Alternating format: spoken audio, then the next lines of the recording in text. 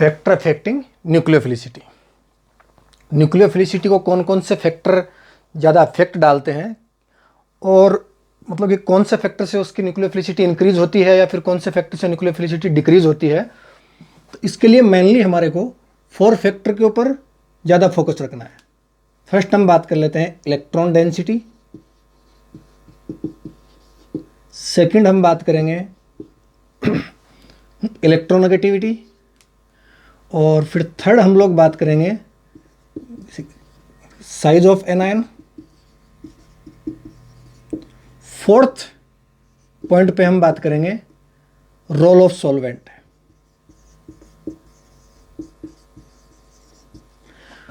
ये 4 फैक्टर अगर मेनली हम लोग यदि माइंड में रख के चलें तो न्यूक्लियोफिलिसिटी की काफ़ी सारी जो दिक्कतें हैं वो हमारी क्लियर हो सकती हैं। फर्स्ट पॉइंट हम बात करते हैं इलेक्ट्रॉन डेंसिटी।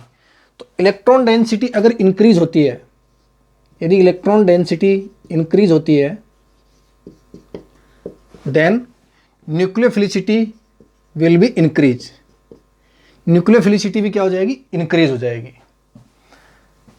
यदि इलेक्ट्रॉन डेंसिटी किसी एटम पर, किसी ग्रुप पर इंक्रीज होती है तो उसका अटैकिंग पावर भी क्या हो जाता है? इंक्रीज हो जाता है, क्योंकि वो अटैक करता है तो इलेक्ट्रॉनों की हेल्प से ही अटैक करता है। तो नेगेटिव चार्ज यदि किसी के ऊपर ज़्यादा स्टोर हो जाता है, या इलेक्ट्रॉन यदि उसके ऊपर ज़्यादा स्टोर हो जाते हैं, तो उसका अटैकिंग पावर क्या हो जाता है? ज़्यादा हो जाता है। यदि हम कंपैरिजन करके देखें, मान लीजिए कि ये जैसे OH आयन है, ये H2O है। अब यहाँ देखिए इलेक्ट्रॉन डेंसिटी इसके ऊपर ज़्यादा नेगेटिवली चार्ज है, तो इन दोनों में इसकी न्यूक्लियोफिलिसिटी ज़्यादा होगी, ये स्ट्रॉन्ग न्यूक्लियोफाइल होगा। वैसे ही यदि मैं NH3 और साथ ही साथ अगर NH2 की कंपैरिजन करूं तो इस पर इलेक्ट्रॉन डेंसिटी ज़्यादा है, इन दोनों की कंपैरिजन में इसकी न्यूक्लियोफिलिसिटी क्या हो जाएगी? ज़्यादा हो जाएगी। साथ ही साथ अगर हम बात कर लेते हैं, जैसे मान लीजिए ये मेरे पास अल्कोहल है और ये कोई अल्कोक्साइड आयन है, तो यहाँ पर न्यूक्लियोफिलिसिटी जो है वो किसकी लार्जर होगी? इसकी होगी। क्यों होगी? क्योंकि इस पर इलेक्ट्रॉन डेंसिटी ज़्यादा है। वैसे यदि अगर मैं कोई थायल देख लूँ तो इसमें से किसकी इलेक्ट्रॉन डेंसिटी ज़्यादा हो जाएगी? इसकी हो जाएगी। क्यों भाई? इसकी इलेक्ट्रॉन डेंसिटी यदि ज़्यादा है तो न्यूक्लियोफिलिसिटी क्या हो जाएगी? ज़्यादा हो जाएगी। इस टाइप से हम कंपैरिजन करके देख सकते हैं। इलेक्ट्रॉन डेंसिटी यदि इंक्रीज होती है तो न्यूक्लियोफिलिसिटी भी क्या हो जाएगी? इंक्रीज हो जाएगी। सेकंड फैक्टर हम लोग बात करते हैं इलेक्ट्रोनेगेटिविटी की।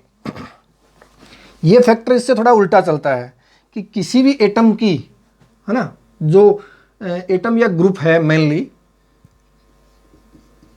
तो अगर इलेक्ट्रोनेगेटिविटी इंक्रीज होती है then nucleophilicity will be decrease. Generally ये जो रूल है ये जनरली हमारे लिए कहां पर लागू होता है?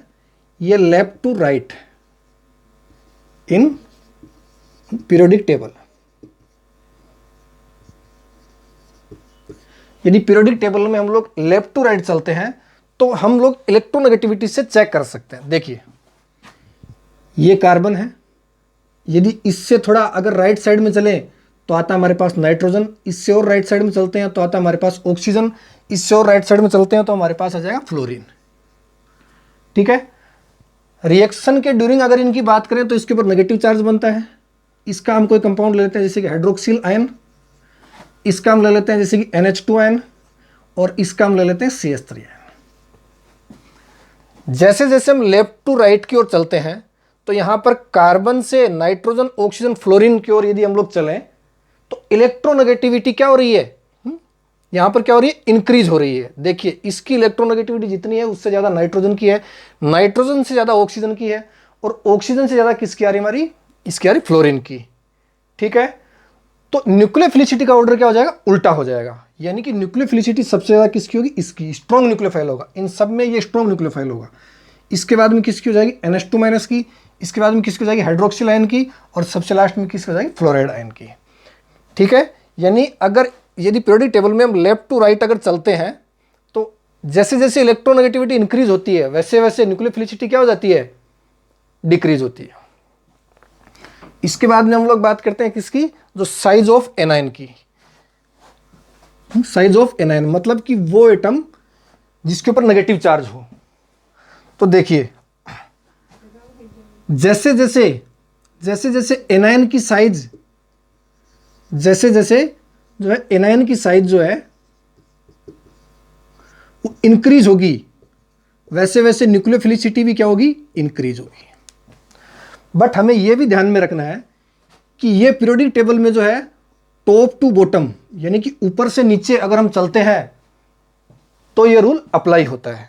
वास्तव में क्या होता है कि देखिए हम लोगों ने एक फजांस रूल पढ़ा है, हम लोगों ने एक फजांस रूल पढ़ा है केमिकल बॉन्डिंग के अंदर। यहाँ हम बहुत ज़्यादा इसकी जिक्र नहीं करने वाले हैं, बट थोड़ा सा हम देख लेते हैं।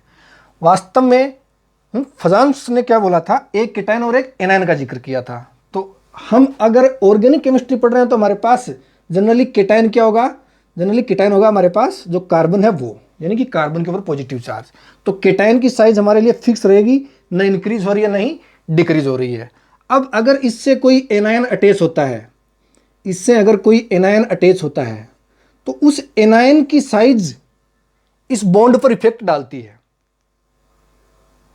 और फजांस ने क्या बोला था, फजांस ने यही बोला था कि अगर कहीं से इस एनायन के इलेक्ट्रॉन, ये जो एनायन है इस एनायन के इलेक्ट्रॉन यदि दोनों एटम्स के बीच में आ जाएं एकदम सेंटर में, तो क्या बनेगा, प्योर कोवेलेंट बॉन्ड की फॉर्मेशन होगी। ठीक, नियर बाई भी आ जाए और जितने ज्यादा इसके सेंटर से दूर रहेंगे उतना ही क्या हो जाएगा, बॉन्ड के अंदर आयनिक कैरेक्टर मिलेंगे। तो जैसे जैसे इसकी साइज जितनी ज्यादा छोटी होगी उतना ही इसको इलेक्ट्रॉन को जो है इधर लाने की टेंडेंसी क्या हो जाएगी, कम। क्यों, क्योंकि ये जो इलेक्ट्रॉनों को इधर से इधर लाता है इसके पावर को हम क्या बोलते हैं, पोलराइजेबिलिटी।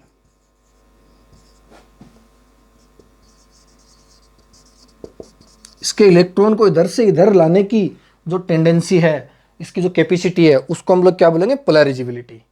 और ये इधर से इधर लेके आता है, ये जो फिनोमिनॉन है इस फिनोमिनॉन को हम क्या बोलेंगे, पोलराइजेशन।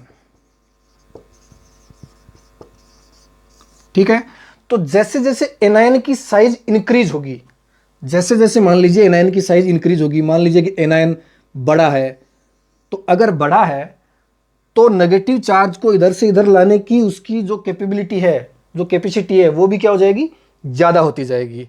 यानी कि उसकी पोलराइजेबिलिटी क्या होगी, इंक्रीज होगी। और यहाँ पर पोलराइजेशन क्या हो जाएगा, फिर ज़्यादा हो जाएगा। ज़्यादा हो जाएगा तो कोवेलेंट बॉन्ड, जो बॉन्ड है वो बनने की फॉर्मेशन, जो यहाँ पर जो कोवेलेंट बॉन्ड है उसकी फॉर्मेशन की टेंडेंसी क्या हो जाएगी, ज़्यादा। और वैसे भी यहाँ पर कोवेलेंट जो बॉन्ड है वही जो है वो हमारी ऑर्गेनिक केमिस्ट्री के अंदर मैक्सिममली वही बनते हैं। तो जैसे जैसे एनायन की साइज इंक्रीज होगी वैसे वैसे क्या होगा, न्यूक्लियोफिलिसिटी इंक्रीज होगी। क्यों, क्योंकि पोलराइजेशन बढ़ जाता है, इसकी पोलराइजेबिलिटी क्या हो जाती है, इंक्रीज हो जाती है। तो एनायन की साइज अगर इंक्रीज होगी तो न्यूक्लियोफिलिसिटी इंक्रीज होगी, न्यूक्लियोफिलिसिटी अगर इंक्रीज होगी तो पोलराइजेबिलिटी भी क्या हो जाएगी, इसकी इंक्रीज। भाई यदि एनायन की साइज बढ़ेगी तो पोलराइजेशन का जो पावर है वो भी बढ़ जाएगा, और पोलराइजेशन का पावर बढ़ेगा तो पोलराइजेबिलिटी क्या होगी, इंक्रीज होगी। और यदि पोलराइजेबिलिटी इंक्रीज होती है तो न्यूक्लियोफिलिसिटी भी क्या हो जाएगी, इंक्रीज हो जाएगी। यानी टॉप टू बॉटम अगर हम लोग यदि चलते हैं तो सबसे बड़ा एनायन हमारे पास यहाँ पर क्या मिलता है, हेलोजनों के अंदर आयोडीन, यानी कि इसकी न्यूक्लियोफिलिसिटी जो है वो सबसे हाई होगी। इसके बाद में क्या आ जाएगा, ब्रोमाइड आयन, और इसके बाद में हमारे पास क्या आ जाएगा, ये देखिए क्लोराइड आयन, और इसके बाद में हमारे पास क्या आ जाएगा, फ्लोराइड आयन। यानी कि डिक्रीजिंग ऑर्डर जो है वो ये वाला यहाँ पर चलने वाला है। ठीक है, चलिए इसके बाद में हम लोग बात करते हैं रोल ऑफ सोलवेंट, कि एक सोलवेंट का क्या रोल प्ले होता है। एक सोलवेंट किस हिसाब से न्यूक्लियोफिलिसिटी को इंक्रीज या डिक्रीज कर सकता है। तो सोलवेंट जब हम लोगों ने पढ़ा था तो हम लोगों ने पोलर और नॉन पोलर सोलवेंट पढ़े थे। तो नॉन पोलर का तो यहाँ पर जो है कोई रोल नहीं है, नॉन पोलर का कोई रोल नहीं है। बचे कौन से हमारे पास, पोलर। और पोलर में हम लोगों ने कौन कौन से पढ़े थे, एक पढ़ा था हम लोगों ने पीपी सोलवेंट, और एक कौन सा पढ़ा था, पीए सोलवेंट। ठीक है, पीपी यानी कि पोलर प्रोटिक सोलवेंट। तो देखिए कि पोलर प्रोटिक सोलवेंट जनरली, जैसे मैं कोई एक एग्जांपल ले लेता हूं, मान लीजिए कि NaF है, NaF आयनिक कंपाउंड है, यहां पॉजिटिव और यहां नेगेटिव चार्ज होता है।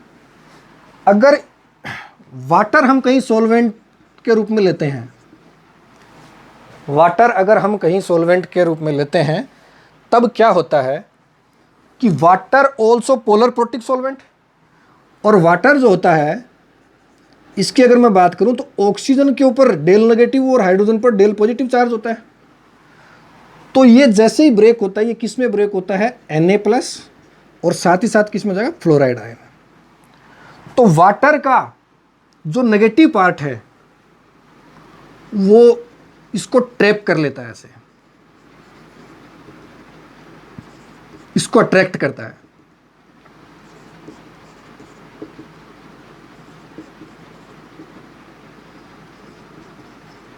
ठीक है, और इस प्रोसेस को हम लोग क्या बोलेंगे, अगर सॉल्वेंट यदि H2O है तब हम इसको क्या बोलेंगे, हाइड्रेशन। इसको हम लोग क्या बोलने वाले हैं, हाइड्रेशन। यदि वाटर हम लोगों ने कहीं सॉल्वेंट के रूप में लिया हो और वाटर ने इस टाइप से अगर इसको ट्रैप किया हो तो ये जो फिनोमिनॉन है इसको हम लोग क्या बोलेंगे, हाइड्रेशन। अगर वाटर की जगह हमने दूसरा कोई सॉल्वेंट यूज किया होता, अगर हम लोगों ने कोई सॉल्वेंट यूज किया होता तब हम उसको क्या बोलते, तब बोल देते हम उसको सॉल्वेशन। ठीक है, अब यही काम यहां पर होगा जो कि यहां पर हुआ। यहां पर H2O का जो पॉजिटिव पार्ट है, यहां पर H2O का जो पॉजिटिव पार्ट है वो इसको अट्रैक्ट करेगा। क्यों, इस टाइप से इसको पूरे को जो है ये क्या करेगा, ट्रैप करेगा। अब यानी कि जो PP सॉल्वेंट है, जो पोलर प्रोटिक सॉल्वेंट है, पिछली क्लास में हम लोगों ने अच्छे से इसको पढ़ा भी है, पोलर और क्या नाम, ये जो नॉन पोलर और पोलर प्रोटिक वगैरह। ठीक है, तो हमारे को ये ध्यान में रखना है कि जो पोलर प्रोटिक सॉल्वेंट है उसके अंदर केटायन और एनायन दोनों ट्रैप होते हैं। केटायन और एनायन दोनों का हाइड्रेशन या फिर सॉल्वेशन होता है। जो पोलर प्रोटिक सॉल्वेंट है उसमें केटायन और एनायन दोनों का क्या हो जाता है, हाइड्रेशन या फिर सॉल्वेंट। अगर हमने सॉल्वेंट के रूप में यदि यहां पर वाटर लिया तो हाइड्रेशन हो जाएगा, और दूसरा यदि कोई सॉल्वेंट यूज किया है तब इसका क्या हो जाएगा, फिर हम लोग बोलेंगे इसको सॉल्वेशन। ठीक है, अब यहां पर एक चीज हमारे को ध्यान में रखनी है, वो क्या रखनी है कि एनायन साइज जो है वो जितनी ज्यादा छोटी होगी, हाइड्रेशन उतना ही क्या होगा, ज्यादा होगा। एनायन की साइज जितनी ज्यादा छोटी होगी हाइड्रेशन उतना ही ज्यादा होगा। और हाइड्रेशन अगर ज्यादा हुआ मतलब कि वाटर मॉलिक्यूल ज्यादा घेर लेंगे उसको चारों तरफ से। वाटर मॉलिक्यूल अगर ज्यादा घेरते हैं तो हाइड्रेटेड जो आयन है, अब इसको हम क्या बोलेंगे, हाइड्रेटेड आयन। इसको हम लोग बोलेंगे हाइड्रेटेड आयन। Hydrated ion. अब ये जो हाइड्रेटेड आयन है, ठीक है ना, इसकी साइज क्या हो जाएगी, इंक्रीज हो जाएगी। इसकी साइज क्या हो जाएगी, इंक्रीज हो जाएगी। अगर इसकी साइज इंक्रीज होती है, बड़ा हो गया, तो अब ये ज्यादा घूम फिर नहीं सकता, ये ज्यादा घूम फिर नहीं सकता, यानी कि इसकी आयन मोबाइलिटी क्या हो जाएगी,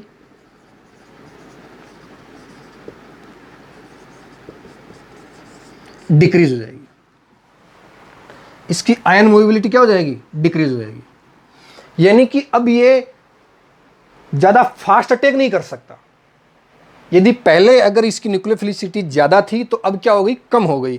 तो अगर आयन मोबिलिटी डिक्रीज होती है तो न्यूक्लियोफिलिसिटी भी क्या होती है, इसकी डिक्रीज होती है।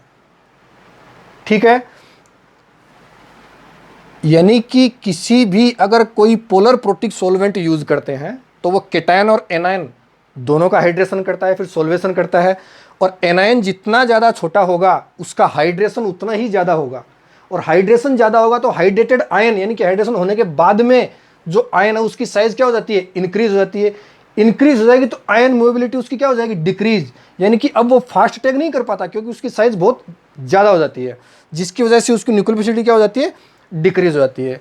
इसके ऑपोजिट में अगर हम ले लेते हैं, जैसे मान लीजिए यहाँ पर NaI ले लिया मैंने, अगर मैं इसमें H2O यूज करता हूँ तो ये भी किस में ब्रेक होगा, ये हो जाएगा Na+, और साथ ही साथ किस में हो जाएगा, I माइनस। अब Na+ का तो जो हाइड्रेशन है वो वैसे ही होगा जैसे कि इसका हुआ था यहाँ पर, ठीक है। तो हम इसका करके देख लेते हैं। अब इसकी साइज क्या है, बड़ी हो गई। और अगर साइज बड़ी है तो मैंने अभी आपको यहाँ पर क्या बताया था कि अगर एनायन साइज डिक्रीज होती है तो हाइड्रेशन क्या होता है, इंक्रीज, और एनायन साइज इंक्रीज होती है तो हाइड्रेशन क्या हो जाएगा, डिक्रीज हो जाएगा। तो इसका भी वैसे ही हाइड्रेशन तो होगा, इसका भी हाइड्रेशन तो होगा, बट इसकी फ्लोरीन की कंपैरिजन में जो है वो क्या हो जाएगा, कम हो जाएगा। इसकी फ्लोरीन की कंपैरिजन में हाइड्रेशन क्या हो जाएगा, इसका कम हो जाएगा। यानी कि यहां पर हाइड्रेटेड आयन की साइज क्या हो रही है, इसकी साइज जो हो रही है वो डिक्रीज, यानी कि इसकी रेस्पेक्ट में इसकी साइज क्या हो रही है, डिक्रीज हो रही है, ठीक है। क्योंकि वैसे तो अगर ये यदि हाइड्रेटेड अगर हो रहा है तो अपनी साइज से तो थोड़ा सा इंक्रीज होगा ना, बट इसके रेस्पेक्ट में इसकी साइज क्या हो रही है, डिक्रीज हो रही है। डिक्रीज हो रही है तो इसकी आयन मोबिलिटी क्या हो जाएगी, इंक्रीज हो जाएगी। क्यों, तो न्यूक्लियोफिलिसिटी भी इसकी क्या हो जाएगी, इंक्रीज हो जाएगी। यानी कि अगर मैं एक पोलर प्रोटिक सॉल्वेंट में न्यूक्लियोफिलिसिटी का ऑर्डर निकालता हूं तो देखिए सबसे लार्जर साइज किसकी आ रही है, इसकी आ रही है। भाई अभी हमने यहां पर देखा ना कि इसका हाइड्रेटेड आयन की साइज जो है इसकी सबसे छोटी होती है, तो न्यूक्लियोफिलिसिटी इसकी क्या हो जाएगी, सबसे ज़्यादा। तो सबसे ज़्यादा इसकी, इससे कम किसकी हो जाएगी, ब्रोमाइड आयन की। इसके बाद में किसकी हो जाएगी हमारी, इसकी क्लोराइड आयन की। और इसके बाद में किसकी हो जाएगी, फ्लोराइड आयन की।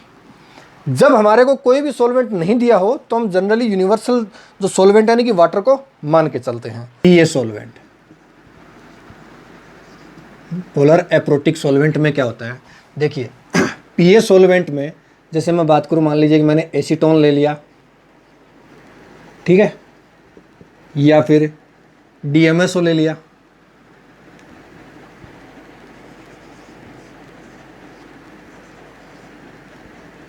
ठीक। तो इनमें क्या होता है, ये ऑक्सीजन पर तो कौन सा चार्ज, डेल नेगेटिव, और यहां पर कौन सा चार्ज हो जाएगा, डेल पॉजिटिव। ठीक वैसे ही यहां पर हो जाएगा, यहां डेल नेगेटिव और यहां पर डेल पॉजिटिव चार्ज। तो ये जो दो बड़े ग्रुप यहां पर जो लगे हुए हैं, इनकी वजह से यहां पर क्या होता है, स्टेरिक क्राउडिंग होती है। इन ग्रुप्स की वजह से यहां पर क्या होता है, स्टेरिक क्राउडिंग। तो पॉजिटिव चार्ज जो है अफेक्टेड होता है यहां पर किससे, स्टेरिक क्राउडिंग से।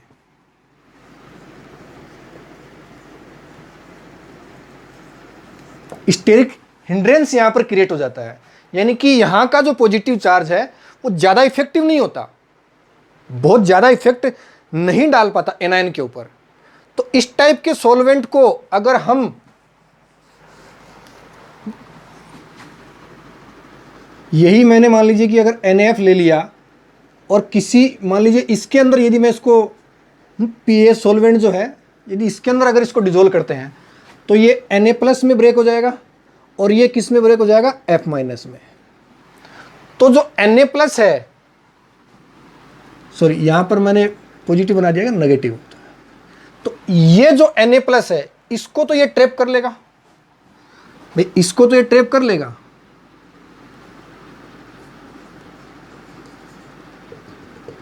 क्योंकि नेगेटिव चार्ज जो है वो इफेक्टिव है इसका।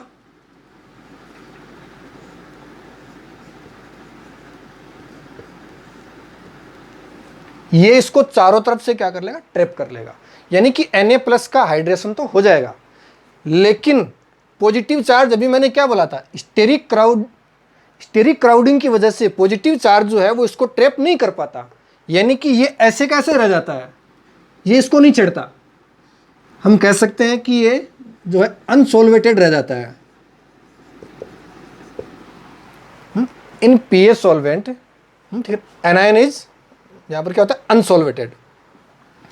तो अगर ये अनसोल्वेटेड रह जाता है तो इसका जो साइज है वो तो छोटा है फ्लोरीन का, है ना। फ्लोरीन की साइज क्या है, छोटी।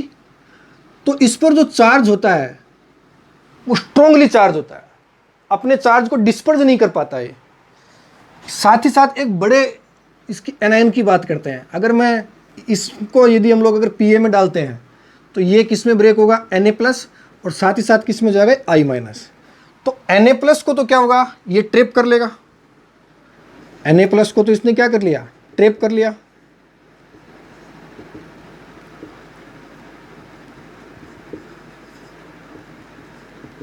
इसको चारों तरफ से ट्रैप कर लेता है। तो Na+ तो यहां पर क्या हो गया, हाइड्रेटेड हो गया, सॉरी यहां पर Na+ का तो क्या होगा, सोल्वेशन हो गया, लेकिन ये क्या रह गया, अनसोल्वेटेड रह गया। और अगर ये अनसोल्वेटेड है तो अब साइज इसकी ज्यादा है, इसकी साइज ज्यादा है, तो सॉल्वेंट के अंदर इसकी मूवेबिलिटी क्या हो जाती है, डिक्रीज होती है। अब ये बड़ी साइज का है, ये छोटी साइज का है, ये बड़ी साइज का है, इसके ऊपर चार्ज आ रहा है भाई, इसके ऊपर -1 चार्ज है, इसके ऊपर -1 चार्ज है, दोनों पर सेम चार्ज है। तो ये छोटी साइज का है तो इसके ऊपर चार्ज ज्यादा होता है, ये बड़ी साइज का है तो ये अपने चार्ज को थोड़ा डिस्पर्स कर लेता है, ठीक है। तो इसका अटैकिंग पावर क्या होता है, ज्यादा होता है। तो हम ये कह सकते हैं कि इन पीए सॉल्वेंट न्यूक्लियोफिलिसिटी ऑर्डर जो होता है वो बड़े साइज की न्यूक्लियोफिलिसिटी जो वो क्या हो जाती है, डिक्रीज, और स्मॉल साइज वाले की क्या हो जाती है, इंक्रीज। यानी कि फ्लोरीन की जो है वो यहां पर क्या हो जाएगी, सबसे ज्यादा हो जाएगी, इसके बाद में किसकी हो जाएगी, क्लोरीन की, इसके बाद में ब्रोमीन की, और सबसे लास्ट में किसकी हो जाएगी, आयोडीन की, ठीक है। यानी कि अगर कहीं पीए सॉल्वेंट यूज किया जाता है तो हम ये मानते हैं कि इसकी न्यूक्लियोफिलिसिटी क्या हो जाएगी, ज्यादा हो जाएगी, क्योंकि ये अनसोल्वेटेड रह जाता है। जनरली यदि हमारे को कोई सॉल्वेंट नहीं दिया गया हो, कोई सॉल्वेंट नहीं दिया गया हो, तो हम लोग H2O को ही सॉल्वेंट मानते हैं, ठीक है।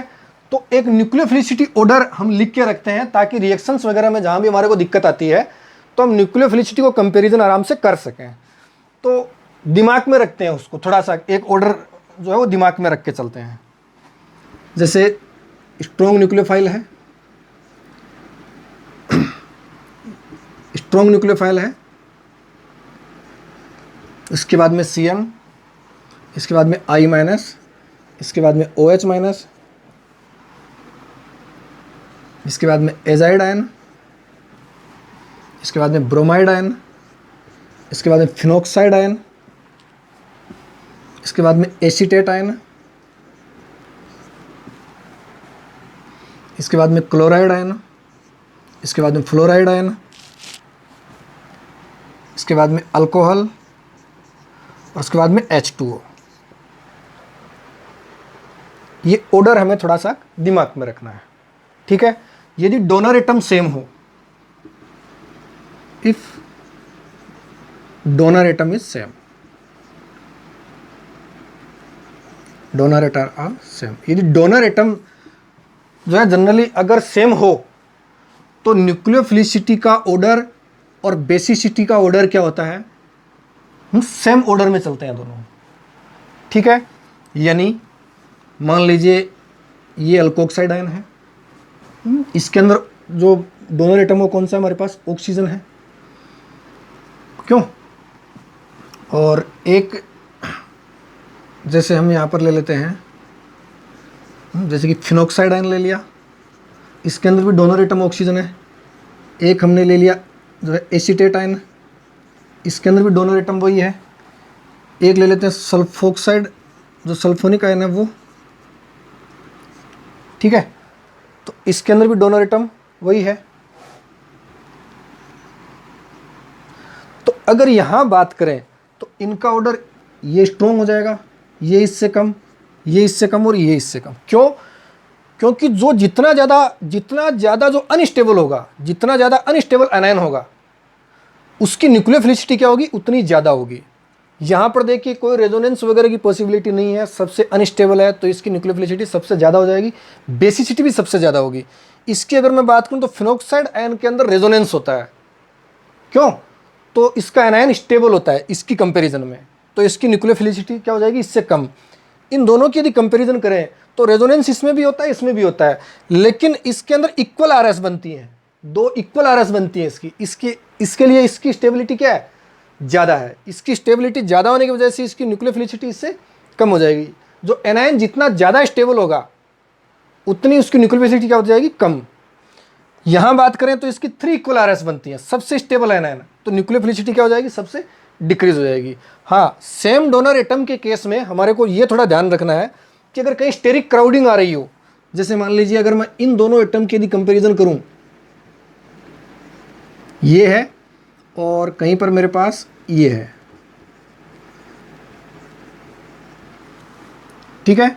अगर इन दोनों की यदि मैं कंपेरिजन करूं तो दोनों के अंदर डोनर एटम क्या है, सेम है, लेकिन यहां पर न्यूक्लियोफिलिसिटी जो है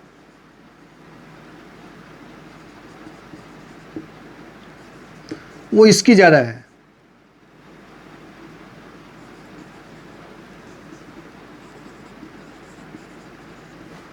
ठीक है, लेकिन बेसिसिटी इसकी ज्यादा है।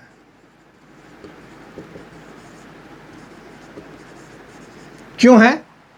क्योंकि हमें पता है बेसिसिटी के ऊपर तो स्टेरिक क्राउडिंग को इफेक्ट नहीं डालती, लेकिन न्यूक्लियोफिलिसिटी के ऊपर स्टेरिक क्राउडिंग डालती है। इसको तो कहीं से H+ लेना है, तो H+ जो है वो मतलब कि एक टीनी पार्टिकल होता है, बहुत ही छोटी साइज होती है, किधर से भी आ सकता है, कोई प्रॉब्लम नहीं आती, स्टेरिक क्राउडिंग की कोई प्रॉब्लम नहीं आती। तो बेसिसिटी इसकी ज़्यादा होती है, दोनों की यदि कंपेरिजन करें तो इसकी बेसिसिटी इससे ज़्यादा है।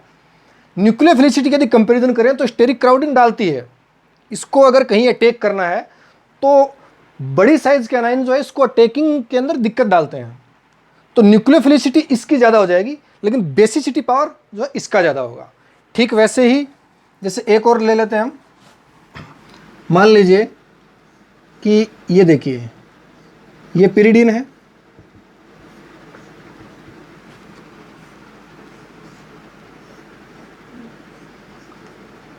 ये भी एक पिरिडीन का डेरिवेटिव है। अगर इन दोनों की यदि हम लोग कंपैरिजन करें, ये टर्सरी ब्यूटाइल ग्रुप लगे हैं 2 और 4 पोजीशन के ऊपर, तो 2,4 डाई टर्सरी ब्यूटाइल, और ये क्या हो जाएगा, पिरिडीन। ठीक, अब जैसा कि यहां था वही पोजीशन यहां पर आ गई, यहां पर स्टेरिक क्राउडिंग है, तो इसकी बेसिसिटी जो है इसकी ज़्यादा हो जाएगी और न्यूक्लियोफिलिसिटी इसकी ज़्यादा हो जाएगी। ठीक है, तो अगर स्टेरिक क्राउडिंग वाला यदि कहीं फैक्टर आता है तो इस टाइप के एक्सेप्शन हमारे को दिमाग में रख के चलने हैं। अब हम लोग जो है सब्स्टिट्यूशन रिएक्शन जब पढ़ने वाले हैं, सब्स्टिट्यूशन रिएक्शन SN1 SN2 या फिर आगे जो एलिमिनेशन रिएक्शन वगैरह भी पढ़ने वाले हैं, तो हमारे को बेसिसिटी और न्यूक्लियोफिलिसिटी का फैक्टर बहुत ही ज़्यादा रोल प्ले करता है। तो हमारे को कुछ ये पता होना चाहिए कि कहाँ स्ट्रॉन्ग बेसिसिटी होती है, कहाँ स्ट्रॉन्ग न्यूक्लियोफिलिसिटी होती है। तो हम थोड़ा सा एक जिक्र कर लेते हैं। देखिए, strong nucleophile with weak base, nucleophile strong हो लेकिन उसकी बेसिसिटी क्या हो, वीक हो, जैसे कि I- हो, जैसे कि CN- हो। क्यों? इस टाइप के कंपाउंड, जैसे कि एसीटेट आयन हो, इस टाइप के कंपाउंड जो होते हैं इनकी बेसिक करेक्टर इनका वीक होता है। बेसिक करेक्टर जो है इनका वीक होता है, लेकिन न्यूक्लियोफिलिसिटी इनकी क्या होती जाती है, स्ट्रॉन्ग होती है। इनकी न्यूक्लियोफिलिसिटी जो है वो स्ट्रॉन्ग होती है। अब साथ ही साथ हम बात ले लेते हैं इसकी कि स्ट्रॉन्ग न्यूक्लियोफाइल हो और स्ट्रॉन्ग ही क्या हो, बेस हो। ठीक है, हाँ इसमें, हाँ बिल्कुल, हम चाहें तो जैसे कि SH- जो है उसका भी एग्जांपल ले लेते हैं। स्ट्रॉन्ग न्यूक्लियोफाइल हो, स्ट्रॉन्ग ही बेस हो, तो जैसे कि अल्कोक्साइड आयन, इसके काफ़ी सारे रूप होते हैं, जैसे कि NH2-, क्यों, जैसे कि हाइड्रोक्सिल आयन, ये स्ट्रॉन्ग न्यूक्लियोफाइल के साथ साथ स्ट्रॉन्ग बेसिक करेक्टर भी होता है। अल्कोक्साइड आयन जो है वो हमारे पास कई टाइप के हो सकते हैं, जैसे कि मिथोक्साइड आयन हो, जैसे कि इथोक्साइड आयन हो, है ना, जैसे कि प्रोपाक्साइड आयन हो, आइसोप्रोपाक्साइड आयन हो, या फिर टर्सरी ब्यूटॉक्साइड आयन वगैरह हो। वो वीक न्यूक्लियोफिलिसिटी यानी कि वीक न्यूक्लियोफाइल हो, साथ ही साथ वीक क्या हो, उसका बेसिक करेक्टर भी हो। तो जैसे कि H2O, जैसे कि अल्कोहल, जैसे कि कई कार्बोक्सिलिक एसिड वगैरह भी यूज हो जाते हैं। ये वो हैं जिनकी न्यूक्लियोफिलिसिटी भी वीक होती है और बेसिक करेक्टर भी इनका क्या होता है, वीक होता है। हमारे को SN1 SN2 रिएक्शन जब हम लोग पढ़ेंगे तो ये बहुत ही ज़्यादा यूजफुल होंगे, और एलिमिनेशन रिएक्शंस वगैरह में भी कि स्ट्रॉन्ग बेस कौन से हैं, वीक बेस कौन से हैं, स्ट्रॉन्ग न्यूक्लियोफाइल कौन से हैं, और वीक जो है वो कौन से हैं। स्ट्रॉन्ग न्यूक्लियोफाइल जो मतलब SN1 को फेवर करता है, तो वहीं वीक न्यूक्लियोफाइल जो SN2 को फेवर करता है ना। वैसे ही